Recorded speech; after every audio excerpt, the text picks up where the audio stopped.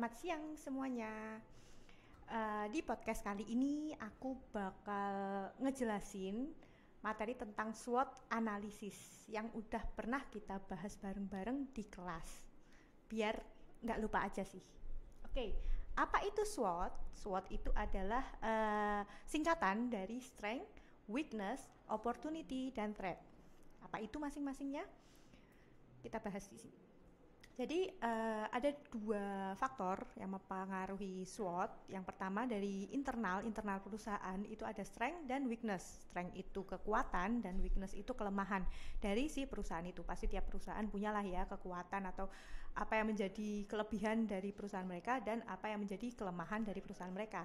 Kemudian untuk faktor eksternalnya itu juga ada dua. Yang pertama opportunity dan yang kedua threat.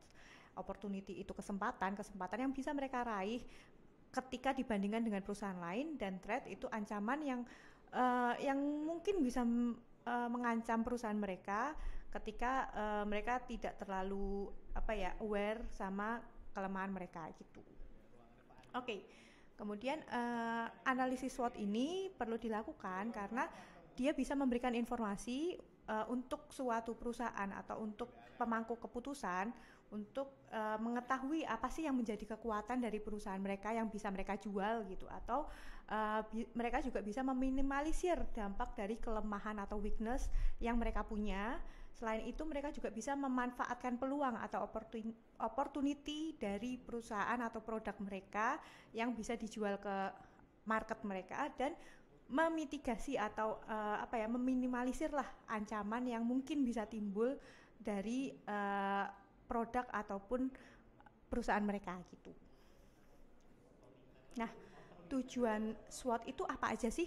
Di antaranya yang pertama itu untuk menentukan strategi. Jadi memetakan apa-apa saja yang penting untuk dipetakan gitu. Yang kedua, dengan adanya SWOT ini kita atau perusahaan bisa memprediksi masalah yang mungkin timbul di kemudian hari. Kemudian yang ketiga itu untuk mengetahui posisi perusahaan di tengah persaingan pasar, seperti di faktor eksternal tadi seperti opportunity atau threats-nya gitu.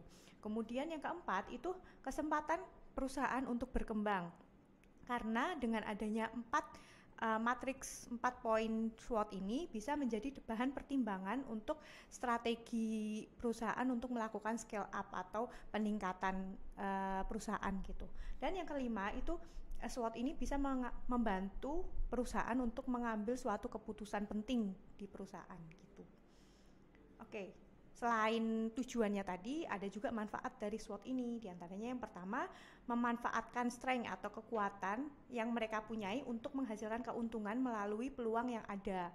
Kemudian yang kedua, mengatasi kelemahan atau weakness yang dimiliki oleh perusahaan yang beresiko dapat menimbulkan kerugian bagi perusahaan. Yang ketiga, memanfaatkan strength atau kekuatan yang mereka punya sehingga dapat menghadapi ancaman atau threats yang ada. Dan yang keempat, mengendalikan kelemahan atau weakness yang mungkin bisa memicu ancaman di kemudian hari gitu.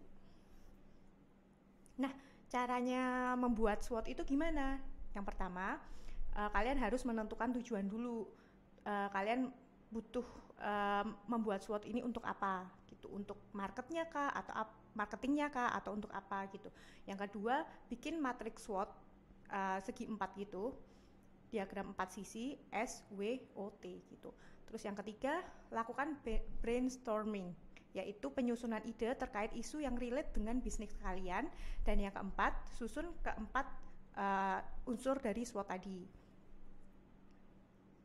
Contohnya diagramnya seperti ini. Jadi di pojok kiri atas itu ada strength, terus di sebelahnya ada weakness, di bawahnya ada opportunity dan ada threats.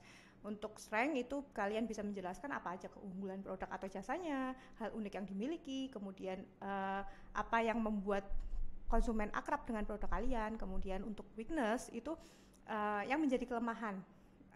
Kenapa produk kalian itu nggak laku di pasar, atau kenapa konsumen bisa nggak kenal sama produk kalian, mungkin kalian kurang memasarkan atau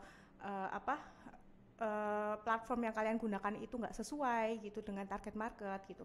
Terus mengapa konsumen berhenti berlangganan, mungkin produknya udah udah nggak sama kayak dulu kualitasnya gitu. Terus untuk opportunity, misal apakah produk atau jasa yang kamu jual ini sudah memenuhi tren yang sedang berlangsung di pasar.